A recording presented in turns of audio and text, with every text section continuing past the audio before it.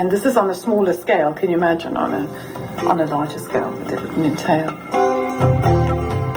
Inga Olisaria was talking to David Aronovich, whom I knew when he was a student. We did all those studenty things together. We probably marched together, although I'm not sure we ever played any sport together. I only mention that because of boxing, which I gave up when I was 9, when I hit James Wilkinson and then whispered, "Sorry," to him in the ring in front of my entire prep school.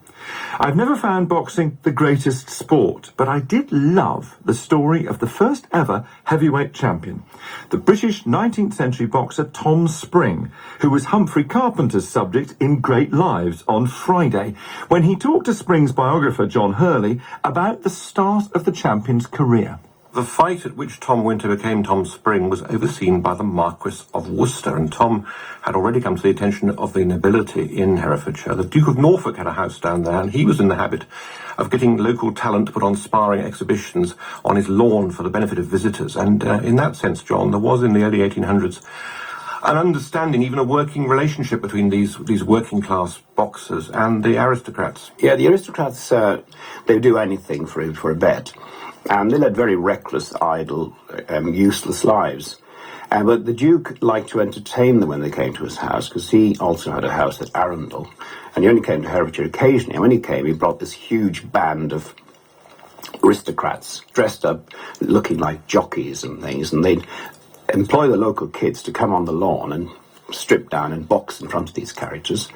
And Tom was delivering meat to the house as a butcher in his cart. He would drive down to the river, take the ferry across, walk up to the drive. And one day the Duke was standing there, lurking. He looked like a tramp, apparently, the Duke.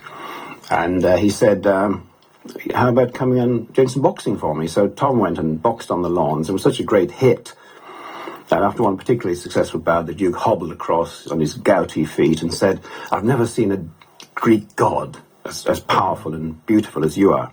And that was his start, really. Well, boxing in those days was more than rough.